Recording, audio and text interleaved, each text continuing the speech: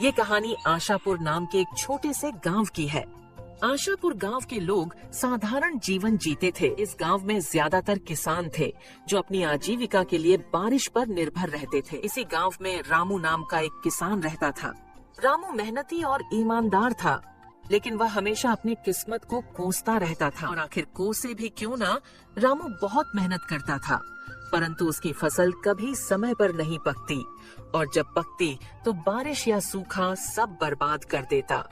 यह कहानी उसकी बदकिस्मती और एक अद्भुत मोड़ की है। एक दिन इसी तरह काम करने रामू सुबह सुबह अपने खेत पर पहुंच जाता है। रामू के पास एक छोटी सी जमीन थी जो अगल बगल से दूसरों की जमीन से जुड़ी हुई थी। रामू जब अपने खेत पर पहुंचा तो वो देखता है उसके अलावा अगल बगल के खेतों पर काम करने कोई भी नहीं आया है। ये क्या अब तक कोई नहीं आया? लगता है किसी को कुछ पड़ी ही नहीं है। चलो, अब इनके लिए तो मैं कुछ नहीं कर सकता, पर कम से कम अपने खेत का काम तो कर सकता हूँ। फिर एक कुदाल लेकर अपने खेत पर काम करने लगता है।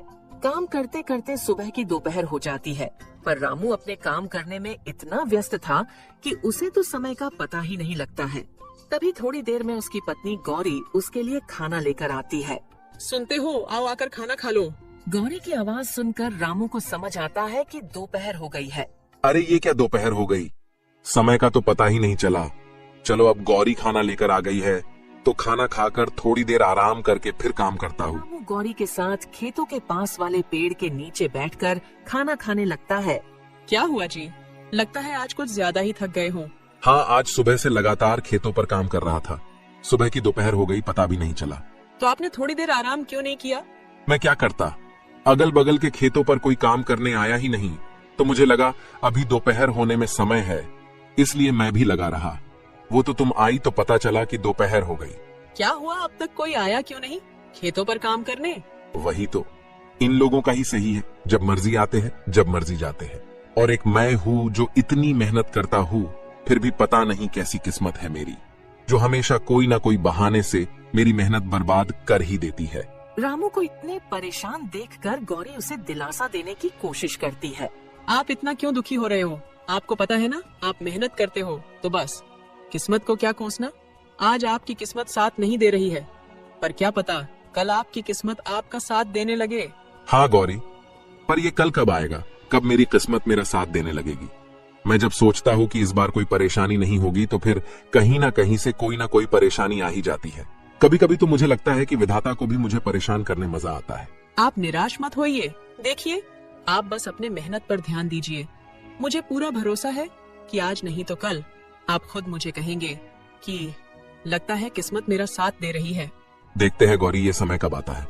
रामू को खाना खिलाकर गौरी वहाँ से चली जाती है और रामू फिर से अपने खेत में काम करने लगता है। रामू अपने खेत में काम कर ही रहा होता है, तभी वहाँ बगल वाले खेत का मालिक हरि आता है। रामू को काम करता देख हरि उसे आवाज लगाता है। और रामू भाई, क्या हाल है? लगता है आज कुछ जल्दी ही आ गए थे खेत पर काम करने। जल्दी कैसी हरि भाई, दोपहर हो चुकी है। तुम आज कुछ ज्यादा ही देर से आए हो। हाँ भाई, आज थोड़ा देर से उठा था तो सोचा दोपहर का खाना खाकर ही जाता हूँ खेत पर तुम्हें क्या हुआ है रामू भाई? खेत को देखकर लग रहा है तुम्हारा पूरा काम हो गया है, पर तुम्हारे चेहरे को देखकर लग रहा है काम अब तक शुरू भी नहीं हुआ है। नहीं भाई, ऐसी कोई बात नहीं है, वो बस अपनी किस्मत को लेकर थोड़ा परेशान था। अरे रामू भाई, कब तक अपनी किस्मत को कोसते रहोगे और कब तक किस्मत के भरोसे चलते रहोगे? अब किस्मत को कोसू नहीं तो क्या करूं भाई? तुम तो जानते ही हो ना, पिछले साल बाढ़ आई, फिर सूखा पड़ गया था, और अब जब इस साल कोई प्रकोप नहीं है तो दिन ब दिन मंडी में अनाज के दाम गिर रहे हैं। भाई मुझे एक बात बताओ, हम दोनों के खेत एक दूसरे के अगल बगल में हैं, यानी तुम्हारे खेत में जो आफत आई होगी वही मेरे यहाँ भी हुआ होगा, पर मैं तो नहीं कोस रहा अपनी किस्मत को। हाँ, मैं भी मानता हूँ कि किस्मत का साथ बहुत जरूरी होता है, पर सुनो भाई, मेहनत का फल जरूर मिलता है। कभी कभी हमें किस्मत को बदलने के लिए खुद कदम उठाने पड़ते हैं। मैं कुछ समझा नहीं भाई, जरा विस्तार से बताओ। रामू भाई, तुम खेती के अलावा क्या करते हो? रामू हरि का ये प्रश्न सुनकर थोड़ा चौंक जाता है। उसे लगा कि शायद हरि के पास कोई ऐसी बात है जो उसकी समस्या का समाधान कर सकती है। हरि भाई, मेरे पास खेती के अलावा और कोई काम नहीं है। मेरे पिता और दादा भी यही करते थे। पहले दादा की जमीन पिताजी को मिली थी और अब मुझे, तो हम हमेशा से अपनी जमीन पर ही निर्भर रहे हैं। देखो भाई, वो पहले का समय था जब खेती किसानी से तुम अपना और अपने घर वालों का पालन पोषण कर सकते थे, पर अब तुम्हें उसके अलावा भी कुछ करना पड़ेगा। हरि भाई, खेती के अलावा क्या करूं? भाई मैं तुम्हें बताऊंगा, नहीं दिखाऊंगा। पहले तुम फटाफट से अपना सारा काम निपटा लो और मैं मेरे खेत का काम कर लेता हूँ, फिर मैं तुम्हें मेरे साथ अपने घर ले जाता हूँ। ठीक है भाई, मैं अभी अपने खेत का काम निपटा लेता हूँ। फिर दोनों जान अपने अपने खेतों में काम करने लगते हैं। रामू ने अपने खेत का काम सुबह जल्दी आकर शुरू किया था, इसीलिए उसका काम जल्दी हो जाता है। रामू अपने खेत का काम करके हरि के खेत के पास जाकर खड़ा हो जाता है और हरि को काम करता देख मन ही मन सोचता है, हरि भाई की मदद कर देता हूँ ताकि उनके साथ उनके घर जाकर पता कर सकूं कि वो क्या दिखाना चाहते हैं। हरि भाई रुको, मैं आपकी मदद कर देता हूँ ताकि आपका भी काम जल्दी हो जाए। ठीक है भाई। फिर क्या था, रामू भी हरि के खेत में उसके काम में मदद करने लगता है। रामू के मदद करने की वजह से हरि के खेत का काम भी जल्दी हो जाता है। धन्यवाद रामू भाई, आपकी वजह से आज मेरे खेत का काम जल्दी हो गया। धन्यवाद किस बात का भाई, आप भी तो मेरी मदद करने वाले हो, तो मेरा भी तो फर्ज बनता है आपकी मदद करना। हाँ भाई, चलो मेरे घर चलते हैं। फिर दोनों जान वहाँ से हरि के घर की तरफ चले जाते हैं। चलते चलते दोनों हरि के घर के पास पहुँच जाते, पर घर में जाने से पहले हरि रामू को बाहर ही रोक लेता है। रामू भाई, तुम बहुत परेशान थे, इसीलिए मैं तुम्हें अपने साथ अपना ये राज बताने लाया हूँ। पर मैं जो तरीका तुमको बताऊंगा और घर पर जो चीजें तुम देखोगे वो तुम किसी और को नहीं बताओगे। हरि की ये बात सुनकर रामू थोड़ा चौंक जाता है और सोचने लगता है, मुझे कुछ गड़बड़ लग रहा है, वरना हरि भाई ऐसी बात नहीं करते। पता नहीं वो घर पर मुझे क्या दिखाने वाले हैं। अरे रामू भाई, कहाँ खो गए? डरो मत, मैं तुम्हें जो दिखाने वाला हूँ उसकी मदद से तुम्हारी मेहनत कभी बर्बाद नहीं होगी, चाहे सूखा पड़े या बाढ़ ही क्यों ना आ जाए। रामू थोड़ा परेशान तो हो जाता है, पर फिर भी वो हरि के साथ उसके घर में जाता है। रामू हरि की बातों से थोड़ा परेशान तो था, परंतु हरि के घर के अंदर का साजो सामान देखकर रामू की परेशानी और बढ़ जाती है। बाप रे बाप, इतना सारा सामान। हरि भाई, तुम्हारा घर बाहर से तो किसी किसान का लग रहा था, पर इसके अंदर का माहौल तो किसी व्यापारी के घर जैसा है। भाई अभी तो कुछ नहीं है, मैं तुम्हें जो दिखाने वाला हूँ उसे देखकर तो तुम्हारे होश उड़ जाएंगे। हरि की बातें सुनकर रामू की बेचैनी बढ़ने लगती है। हरि भाई, तुम मुझे वो दिखा दो जो दिखाने लाए हो, क्योंकि तुम्हारी बातें सुन सुनकर अब मैं बेचैन होने लगा हूँ। ठीक है भाई, तुम यही रुको, मैं अभी वो सामान लाकर दिखाता हूँ। हरि वहाँ से अपने दूसरे कमरे में चला जाता है और रामू उसका वहीं रुककर इंतजार करने लगता है। थोड़ी देर में हरि अपने साथ एक गोनी लेकर आता है। हरि भाई, ये क्या लाए हो अपने साथ? भाई इसी में तो है वो चीज जो तुम्हारी हर समस्या को दूर कर देगी। ऐसा क्या है इस गोनी में? हरि उसे वो खोलकर उसमें रखी चीज दिखा देता है। भाई ये क्या? ये तो चावल है। रामू भाई, ये कोई मामूली चावल के दाने नहीं है, ये मैंने चीन से मंगाए हैं। मैं कुछ समझा नहीं भाई, तुमने चावल के दाने चीन से क्यों मंगाए? और ये चीन के चावल मेरी किस प्रकार मदद कर सकते हैं? भाई मैंने जैसे कहा था, ये कोई मामूली चावल नहीं है। ये जो तुम मेरे घर पर साजो सामान देख रहे हो, सब इसके बदौलत ही आया है। मैं कुछ नहीं समझा भाई, ये कोई जादुई चावल है क्या? हाँ भाई, कुछ वैसा ही सोचो जैसे कि हर बार हमारी फसल किसी न किसी कारण से बर्बाद हो जाती है, तो मैं क्या करता हूँ, बची कुची फसल में इसे मिलाकर बेच देता हूँ। इससे मेरा बहुत मुनाफा होता है। रामू को इन चावल के दानों में कुछ गड़बड़ लग रहा था। हरि भाई, ये चावल के दाने हमारे चावल के दानों से अलग है थोड़े। हाँ भाई, क्योंकि ये चावल उगाए नहीं बनाए जाते हैं। यानी ये चावल नकली है? हाँ, कुछ ऐसा ही समझो। पर इसको अगर हम दूसरे चावल में मिला दें तो किसी को पता नहीं चलता है कि ये नकली चावल है, और इसे बेचकर मुनाफा भी तगड़ा होता है। भाई पर ये तो गलत है, ऐसे नकली चावल कोई व्यक्ति खाएगा तो उसकी तबीयत खराब हो सकती है। हाँ, तो उससे हमें क्या, हमें तो इसे बेचकर मुनाफा मिलेगा, हम उसमें खुश हैं। हम दूसरों की क्यों सोचें? जब हमारी फसल खराब हो जाती है, हमारे घर वाले भूखे मरते हैं, तो कोई पूछने आता है क्या? तो हम क्यों दूसरों की सोचकर अपना नुकसान कराएं? नहीं भाई, ये गलत है। मैं अपने फायदे के लिए किसी की जान से नहीं खेल सकता। भले ही मैं कितनी भी तकलीफ में क्यों ना रहूं, पर मैं किसी और के जान के साथ खिलवाड़ नहीं कर सकता। रामू भाई, एक बार फिर से सोच लो, ये चावल तुम्हें बहुत अमीर बना सकते हैं, और तो और इनके होते हुए तुम्हें अपने फसल की ज्यादा चिंता भी नहीं करनी होगी। जितना भी हुआ बाकी का ये संभाल लेंगे।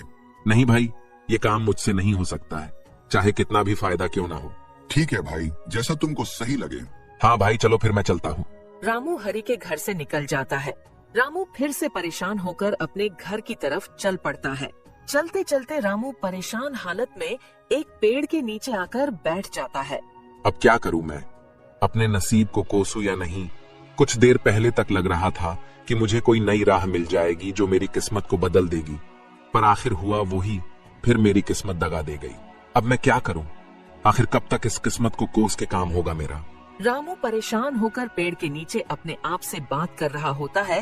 तभी वहाँ पास से एक साधु बाबा गुजर रहे होते हैं और रामू को इतने परेशान देखकर बाबा उसके पास चले जाते हैं। क्या हुआ बेटा, इतने परेशान क्यों हो? कोई तकलीफ है क्या? रामू बाबा को देखकर चौंक जाता है। नहीं बाबा, कोई परेशानी नहीं है। देखो बेटा, मुझसे छुपाकर क्या करोगे? तुम्हारी शक्ल बता रही है कि तुम बहुत परेशान हो। कोई तकलीफ है तो मुझे बताओ, शायद मैं तुम्हारी कोई मदद कर सकूं। बाबा की ये बात सुनकर रामू सोचने लगता है। इतना तो परेशान हूँ और अब कोई रास्ता तो नजर नहीं आ रहा है। एक बार बाबा से बात करके देखता हूँ, शायद वो कोई उपाय बता दे। क्या सोच रहे हो बेटा? बोलो, क्या परेशानी है? एक परेशानी तो है बाबा, मैं मेरी किस्मत से परेशान हूँ। मुझे ऐसा लगता है वो मेरा साथ कभी नहीं देती है। क्यों बेटा, तुम्हें ऐसा क्यों लगता है?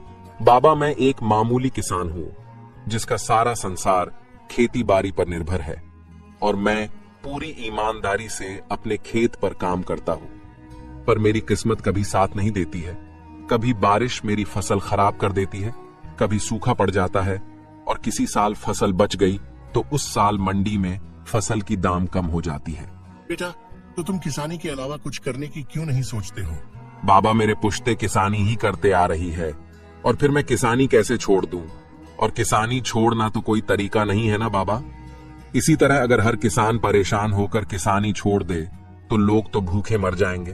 हाँ बेटा, यही तो सोचकर तुम्हें और मेहनत करनी होगी।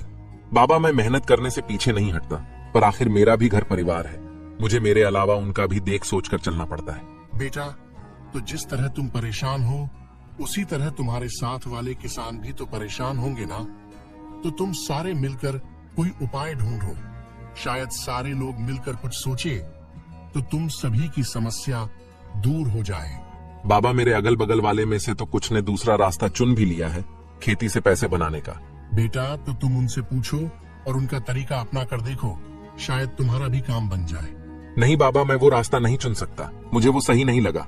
क्यों बेटा, ऐसा क्या कर रहे हैं वो जो तुम्हें सही नहीं लग रहा है? बाबा की ये बात सुन रामू सोचता है। अब क्या करूं? बाबा को हरी भाई वाली बात बता दूं? किस तरह वो लोगों की जान के साथ खिलवाड़ कर रहे हैं बता देता हूं, पर हरी भाई का नाम नहीं लूंगा क्योंकि आखिर वो मेरी मदद करने की कोशिश ही कर रहे थे। हाँ बाबा, मेरे जान पहचान में एक किसान भाई बहुत गलत काम कर रहे हैं। क्या गलत कर रहे हैं, जरा मुझे भी बताना तो। बाबा, आज मैं सुबह उनसे मिला था और आपकी तरह मुझे परेशान देखकर उन्होंने भी मेरी मदद करने की सोची। उनकी भी खेती का काम है जो हर साल मेरे तरह कुछ ना कुछ कारणों से खराब हो जाती थी, तो उन्होंने एक नया उपाय सोच लिया है बचे कुचे अनाज के साथ पैसे कमाने का। ऐसा क्या करते हैं बेटा वो बचे हुए अनाज से? बाबा, उन्होंने चीन से चावल मंगा लिया है और वो उन्हें अपने बचे हुए चावल के दानों में मिला देते हैं, जिसे बेचकर वो बहुत पैसे कमा रहे हैं। हाँ, तो बेटा इसमें क्या गलत है? तुम भी चीन से मंगा लो और उनके ही तरह बेचो। नहीं बाबा, आप शायद समझे नहीं। वो चावल जो चीन से मंगाते हैं वो मामूली चावल नहीं है, क्योंकि उन्हें उगाया नहीं बनाया जाता है। रामू की ये बात सुनकर बाबा चौंक जाते हैं। क्या कहा बेटा? चावल जिन्हें उगाया नहीं बनाया गया है, यानी वो नकली चावल है? हाँ बाबा, वो चावल नकली होते हैं और उन्हें अगर अपने चावल के दानों में मिला दो तो पता ही नहीं चलता कि नकली कौन सा है और असली कौन सा। बेटा, पर ये नकली चावल तो लोगों की जान ले सकते हैं ना। हाँ बाबा, इसीलिए तो मैंने वो रास्ता नहीं चुना, क्योंकि मैं अपने फायदे के लिए किसी की जान नहीं ले सकता, भले ही इसके लिए मुझे और कितना भी परेशान क्यों ना होना पड़े। वाह बेटा, क्या खूब बात कही तुमने। तुमने अच्छा किया वो रास्ता नहीं चुनकर, क्योंकि अभी तो तुम्हें शायद फायदा हो भी जाता, पर बाद में तुम्हें तुम्हारी गलतियों पर पछताना पड़ता। हाँ बाबा, मेरा भी परिवार है। अगर मैं ये गलत काम करूंगा तो कल मेरे परिवार के साथ भी कुछ गलत हो सकता है। हाँ बेटा, हमारी गलतियों की सजा कभी कभी हमारे परिजनों को भी भुगतनी पड़ती है। बाबा, अब आप ही बताइए, आखिर मैं क्या करूं? मेरी किस्मत के तारे में कैसे सुधारूं? आखिर मेरा भी परिवार है, मुझे उनका भी तो सोचना पड़ेगा। बाबा बेटा, तुम मेरा एक काम करो तो मैं तुम्हें इस समस्या से बाहर निकलने में मदद करूंगा। बोलिए बाबा, मैं क्या करूं?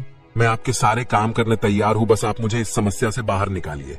बेटा, तुम्हें कुछ ज्यादा नहीं करना है। तुमने कहा ना तुम्हारा भी परिवार है, तो तुम्हें बस उनसे जाके ये चीन के चावल वाली बात बतानी है, क्योंकि तुमने अपना सोचकर मना कर दिया। पर क्या तुमने अपने परिवार वालों से पूछा इस बारे में? नहीं बाबा, नहीं पूछा किसी से भी। तो एक बार उनसे पूछ कर देखो उनका इस बारे में क्या कहना है। फिर कल सुबह तुम मुझे यहीं मिलना, मैं तुम्हारा इंतजार करूंगा। ठीक है बाबा, मैं मेरी पत्नी से इस बारे में बात करके आपको कल सुबह यहीं मिलता हूँ। फिर क्या था, रामू वहाँ से अपने घर के लिए निकल जाता है। रामू घर पहुँचते ही सबसे पहले अपनी पत्नी गौरी को आवाज लगाकर बुलाता है। गौरी, मैं खेत से आ गया हूँ, जरा यहाँ आना, तो तुमसे एक जरूरी बात करनी है। रामू की आवाज सुन गौरी वहाँ आती है। हाँ बोलिए, आपने मुझे बुलाया? हाँ, मुझे तुमसे कुछ जरूरी बात करनी थी। बोलिए, क्या बात करनी है? गौरी, तुम तो जानती हो हमारी खेती से कुछ समय से हमें कोई मदद नहीं मिल रही है। हाँ, आज दोपहर को तो आप बता रहे थे, वही ना? हाँ गौरी, वही। पर आज तुम्हारे जाने के बाद मेरे साथ एक घटना हुई जिसके बारे में मुझे तुम्हें बताना है। आज जब तुम चली गई, तुम्हारे जाने के बाद वहां मेरे एक किसान भाई आए और मुझे परेशान देख उन्होंने मुझे मेरे परेशान होने का कारण पूछा। तो मैंने सारी बात बता दी। पर गौर करने की बात यह है कि जो हाल मेरा था, कुछ वैसा ही हाल उनका भी था, पर उन्होंने इस परेशानी से निकलने का एक रास्ता ढूंढ लिया है। क्या बात है? कौन है वो? और आप उनसे वो तरीका क्यों नहीं पूछते? इससे आपकी भी समस्या दूर हो जाएगी। कौन है वो मत पूछो, मेरे एक शुभ चिंतक ही समझ लो। पर पहले तुम मेरी पूरी बात सुन लो। मैंने जब उनको अपनी समस्या बताई तो उन्होंने उससे निकलने का रास्ता तो बताया, पर वो रास्ता थोड़ा अटपटा है। अटपटा? ऐसा कैसा तरीका है, मुझे बताइए जरा, मैं भी तो सुनो। जैसे मेरी फसल कभी बारिश की वजह से खराब हो जाती थी तो कभी सूख जाती थी, वैसे ही उनकी भी हालत थी। पर अब वो चीन से चावल मंगाते हैं। क्या कहा? चीन से चावल? हाँ गौरी, वो चीन से चावल मंगाते हैं और फिर उनको अपने पास बचे हुए चावल के दानों में मिला देते हैं और बाजार में बेचते हैं। इससे उन्हें बहुत फायदा होता है और किसी को नहीं समझता कि असली कौन सा है और नकली कौन सा। रामू की ये बात सुनकर गौरी थोड़ा आश्चर्य में पड़ जाती है। मैं कुछ समझी नहीं, असली चावल नकली चावल? हाँ गौरी, चीन से लाए हुए चावल नकली चावल होते हैं। उन्हें उगाया नहीं बनाया जाता है और वो काफी सस्ते मिलते हैं। उन्हें सस्ते में लाओ और अच्छा मुनाफा कमाओ। पर नकली चावल तो खाने में जानलेवा साबित हो सकते हैं, तो ये तो बहुत गलत बात है, अपने मुनाफे के लिए किसी की जान लेना। हाँ, मुझे भी ये गलत लगा तो सोचा एक बार तुम्हारी भी राय लेकर देख लेता हूँ, क्योंकि मेरी इस परेशानी से तुम भी तो परेशान हो और सिर्फ मेरे मना करने से अच्छा है एक बार तुम्हारी भी राय लेना मुझे सही लगा। नहीं जी, हम एक बार के लिए भूखे सो जाएंगे, पर किसी के साथ ऐसा धोखा करके पैसे कमाना बहुत गलत होगा। आज हम चैन से सो जाएंगे, पर कल उन गलतियों का भुगतान हमें किसी न किसी तरह चुकाना ही पड़ेगा। गौरी की ऐसी बातें सुनकर रामू बहुत भावुक हो जाता है। वाह गौरी, मुझे आज तुम पर बहुत नाज हो रहा है, क्योंकि तुम भी बिल्कुल मेरी तरह सोच रही हो। चलिए ये सब बातें छोड़िए, इन गलत बातों को अपने ऊपर हावी मत होने देना। आप और मेहनत कीजिए, देखना बहुत जल्द आपको कामयाबी मिलेगी। फिर क्या था, गौरी की ऐसी बातों ने रामू का हौसला और बढ़ा दिया था। फिर अगली सुबह रामू बाबा से मिलने अपने घर से निकलता है। रामू जब वहाँ पहुँचता है तो बाबा वहाँ नहीं होते हैं और बाबा को वहाँ नहीं पाकर वो थोड़ा मायूस हो जाता है। ये क्या, बाबा तो यहाँ नहीं है? अब क्या, कहाँ से मिलेगा मुझे मेरी परेशानी का हल? रामू अभी अपने आप से बातें कर ही रहा होता है, तभी बाबा अचानक से प्रकट हो जाते हैं। आ गए बेटा तुम। बाबा को अचानक से प्रकट होता देखकर रामू थोड़ा डर जाता है और अपने मन में सोचने लगता है, बाप रे बाप, ये तो कोई मायावी बाबा लग रहे हैं। अभी के लिए मेरा यहाँ से निकलना ही सही रहेगा। अरे बच्चा, डरो मत, ये तो मेरी एक छोटी सी शक्ति है, मैं कोई मायावी नहीं हूँ। नहीं बाबा, मैं डरा नहीं था, बस थोड़ा चौंक गया था। बोलो बेटा, क्या तुमने वो काम किया जो मैंने तुमसे कहा था? हाँ बाबा, मैंने मेरे पत्नी से उन चीन के चावल के बारे में बात की और उसे ये भी बताया कि इनसे हमें बहुत फायदा होगा, पर उसकी सोच पूरी मेरी तरह है। उसने भी ये गलत काम करने से मना कर दिया। उसने तो ये तक कहा कि हम एक समय पर भूखे रह सकते हैं, पर किसी के साथ इस तरह धोखा करके पैसे नहीं कमा सकते। रामू की ये सारी बातें सुनकर बाबा बहुत प्रसन्न होते हैं। ये तो बहुत अच्छी बात है बेटा कि तुम्हारी घरवाली की सोच बिल्कुल तुम्हारी तरह है। बाबा, अब आप मुझे कोई तरीका बताइए जिससे मेरी समस्याएं दूर हो सके।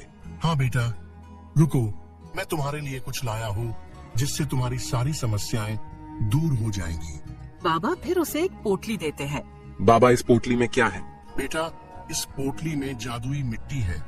तुम बस इस मिट्टी को ले जाकर अपने खेत में छिड़क देना और फिर उसके बाद अपने अनाज के बीजों को छिड़क देना, फिर कमाल देखना। पर एक बात याद रखना, मिट्टी कम कम छिड़कना, और जब पोटली की मिट्टी खत्म होने वाली हो तो अपने खेत की मिट्टी इसमें मिला देना। इस पोटली को कभी खाली मत होने देना। ठीक है बाबा, मैं आपकी सारी बातों को याद रखूंगा। ठीक है तो बाबा, मैं चलता हूँ। रामू फटाफट से जाकर अपने खेत में मिट्टी छिड़क देता है। चलो, अब मिट्टी तो छिड़क दिया, अब फटाफट से बीजों को भी छिड़क देता हूँ। रामू सारे खेत में जल्दी जल्दी बीज छिड़क देता है। चलो, बाबा के कहे अनुसार मिट्टी भी छिड़क दी और बीज भी। चलो अब घर चलता हूँ। कल सुबह जल्दी आकर एक बार खेत का जायजा ले लूंगा और जादुई मिट्टी का कमाल भी देख लूंगा। फिर अगली सुबह रामू सुबह सुबह अपने खेत पर पहुंच जाता है और अपने खेत की हालत देखकर चौंक जाता है। उसका खेत पूरा हरा भरा हो चुका था। उसे अपने आंखों पर यकीन नहीं हो रहा था।